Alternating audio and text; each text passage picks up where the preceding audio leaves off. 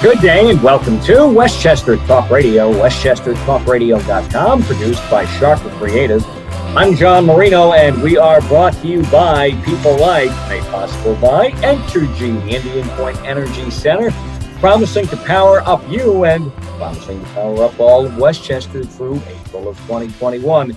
Lipolis Electric and Hightower Westchester. At Lipolis Electric, you are never left in the dark, and at Hightower Westchester, they manage your wealth to a fiduciary standard. I'm John Marino, and this is our isolation therapy series as we work together to make it through the COVID-19 pandemic. We are joined today by Christina Altomare. Christina is a member of the board of directors of the YWCA of White Plains and Central Westchester. Christina, we thank you for joining us here on Westchester Talk Radio. And let's get right into it. Give us some background, some history. 90 years of service, YWCA of White Plains and Central Westchester. Tell us about the group and the history of the group, if you would.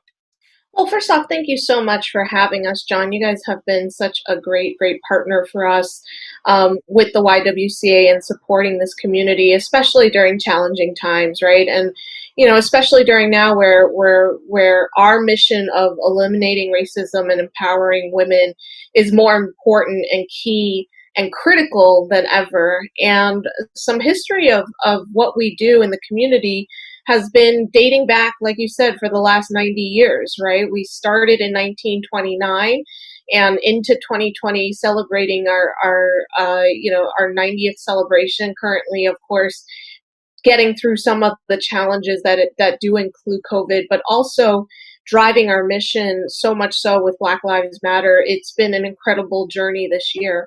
So some history on the YWCA. You know, it was founded by the White Plains Women's Club to operate the business and industrial girls club. And what happened was we were really focused on housing for women who were unable to get it themselves. And so the YWCA really started as affordable housing, which it still does, right? For 90 years, we've been the largest housing for low-income housing for women in New York State. And that's a huge accomplishment. That's an incredible feat for this neighborhood and for this community. And we're really proud of that fact that we've been able to serve the community in that way. Through the years, obviously, we have the residencies on North Broadway, but we also have the activity center on North Street, which is home to our Children's Learning Center, as well as various programs like Middies, which is our swim programs, and aquatics. We also have gymnastics and fitness, health and wellness available for the community. Currently, all of that is virtual, but we do have summer camp starting to open up, of course, with all of the regulations and increased cleaning, the services that we have. So at the Y, we are very much focused on safety, health, and concerns of the community, meanwhile also trying to serve what we've done for many years for the last 90 years. Do you have an exact date as to when the summer camps will open? Yes, I do. So let me make sure that I don't I don't misconstrue that fact. Just give me 1 second. It should be soon, correct? It should be soon. So, we're excited to announce that Camp Fun Kissed and our gymnastics camp are starting on Monday, June 29th. So our Children's Learning Center will also open at this time, but they will be phased approaches, which we sent out in an email to our members and parents and anybody who's new looking to get involved. We will absolutely walk you through all of the necessary steps we've taken from a YWCA standpoint to ensure safety. So, but virtually, we still have our GEMS program, which is designed for young women, our Y Leaders program, and our breast cancer classes, as well as any type of physical fitness classes are still being done virtually. The only thing that's been open, if you will, this whole time during COVID has been our women's residence, and that's been a big part of not only our history but our current line of services for the community. Now, for anyone who would like to take advantage, have their kids come to the summer camp, how can they get in touch with you or the YWCA to make that happen? Sure, absolutely. You can check out our website, ywcawpcw.org, and right on the first page you can see the information about Camp Funkus and our gymnastics camp. Of course, there will be decreased sizes. Of course, there will be additional efforts on making sure that we're cleaning often, and there will be daily cleanings and daily sanitation of the facilities. And the team and the executive staff at the YWCA has been doing a phenomenal job of making sure that safety is first. Currently, of course, with parents still working at home, but schools are out, there is a need for the service. So we are being very, very cautious about, how we are approaching it, but obviously very optimistic in making sure that we can serve the community. So there is a phased approach for safety protocols, obviously social distancing, and we are making sure that everybody who comes into the facility is wearing a mask. We're cleaning more frequently according to CDC guidelines, as well as various health checks and contactless free checking in or checking out. So again, this is all feedback that we've gotten from the community and that we've been able to put into play for making sure we take a very strategic approach to reopening. Christina Altomare is a member of the board of directors of the YWCA of White Plains, Northern Westchester. Christina, you had an event a few days ago. Tell us about that event. It's one of your key events of the year. Changed up a bit this year. Yeah, no kidding. So this year, obviously, compared to all the other years we've been doing it, our annual signature event, which is the In the Company of Women, it brings in over 600 attendees every year for networking, for corporate business sponsorships and things like that. And every year we have a great time and usually has a marketplace, in person, a luncheon. However, of course, this year being an exception, we did the In the Virtual Company of Women this past week, and now in its 12th year, we can at least say it's been our most successful annual event, and this year was no different, even though it was virtual. We had a hour-long program, almost an hour long, where we had complimentary attendance, but we had an incredible, amazing speaker, Dr. Belinda Miles, who's the president of Westchester Community College, and she was also our keynote speaker, and she just gave an amazing talk about why our moment is now, right? Why the YWCA is so important in its mission, again, of eliminating racism and empowering women. And it was incredible to hear her inspirational words, and they were words that were incredibly authentic in right now in times like these. And we're really, really grateful for her to be able to not only keynote the event, but she was one of our honorees and Education Champion Award. So we're really excited to have had her. We also honored 3 other amazing Westchester advocates, champions, and role models. Georgette Goivia, who's the editor-in-chief of WAG, for our Visionary Achievement Award. Patricia Keegan, who's the district director for Congresswoman Nita Lowy, who's our community building champion, as well as David Ringler, who's the assistant vice president of Merrill, and who won our Ally Award. And each of them, when they gave their words in the event, it's what makes this community great, right? You can't help but feel the passion that the YWCA has for making sure that we progress and move society forward. And if you've missed it, the online platform is still readily available for the next week. It's at ywca.onlinegalas.com. So again, ywca.onlinegalas.com, and I'm sure we make that available. It's also available on our website if you want to take a look, but certainly we reached 92% of our of our fundraising goal, and that's huge considering it was a virtual event. We had over 400 attendees and certainly a lot of registrations. And all things considering, we're very, very happy with the results. We had raffle winners, and we wanted to definitely give out a shout out to our key sponsors, right? So our platinum sponsors, including Con Edison, Entergy, KeyBank, and MasterCard. So that's been an incredible event to be able to pivot quickly from where we were into where we are going. So that helps, John. 92% of the goal was achieved at a virtual event. Do you pretty much consider that mission accomplished?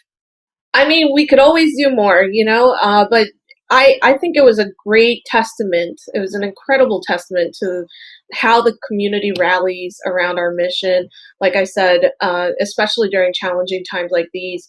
And they know how much this particular YWCA for White Plains and Central Westchester serves the community in all that it does, right? So again, all of the programs that we offer, including the residencies, which is again unique to our YWCA, people understand that that's a real differentiator for us as well in Westchester, right? And the fact that we do offer it and sustain it as a service is huge. So yeah, 92% is great. So if you get a chance for any of our listeners to really, if you feel compelled, I mean, go out to the website and really take a look at what people are talking about this mission, and feel free to jump in and donate. No gift is too small. We are always looking for for reasons to help the community. Currently, we're building out our racial justice program, obviously, during Black Lives Matter, to make sure that we're staying relevant in the community and making sure that people are getting the resources and awareness they need.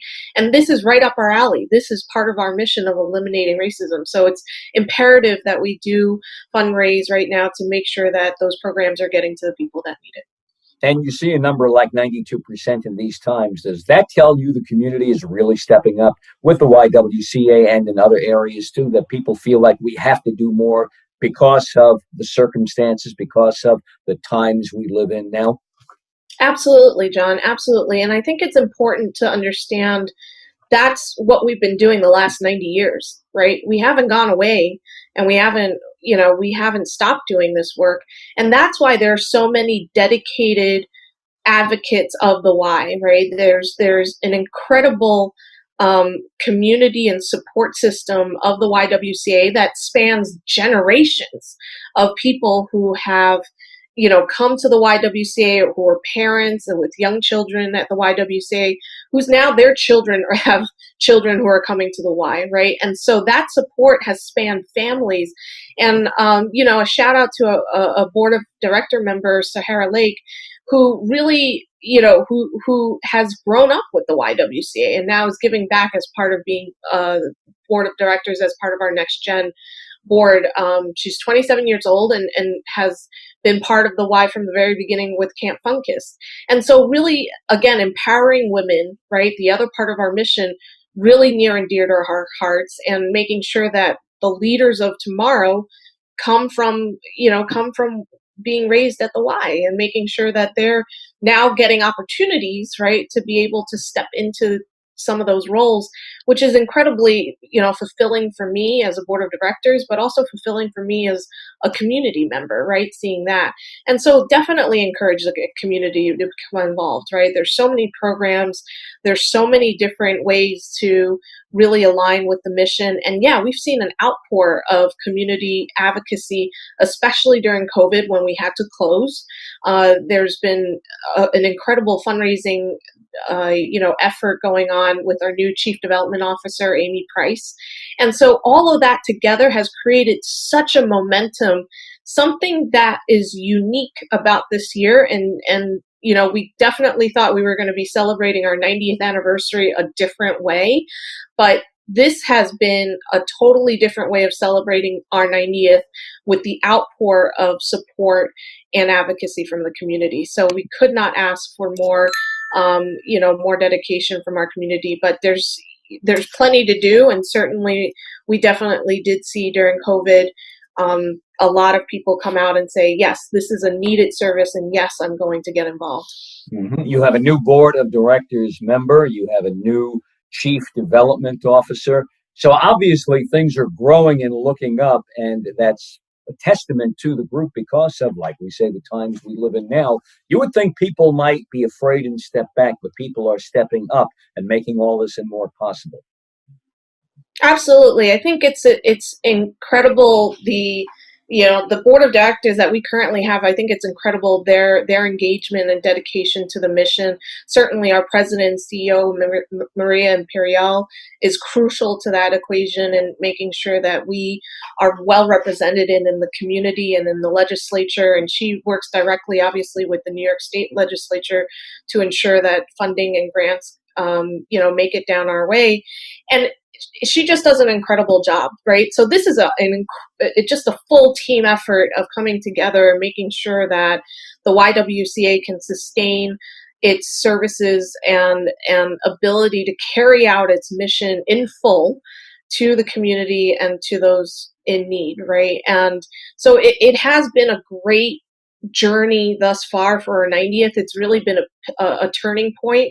And you're right, John. I think we took this as an opportunity to really take a look at what we were doing right, what we needed to do better, and I have nothing but good hopes ahead for our journey going forward. And like I said, because of COVID, our 90th anniversary celebration this year might look a little different, but I think we've gained an incredible amount of momentum that takes us into next year. And hopefully by next year we can, get together in person. I'm crossing my fingers, but this 90th celebration will continue, right? It won't just be something we do once, but certainly, hopefully, something that we can get together next year and really celebrate the aftermath of all the fruits of our labor and making sure that the community understands that we're there for them.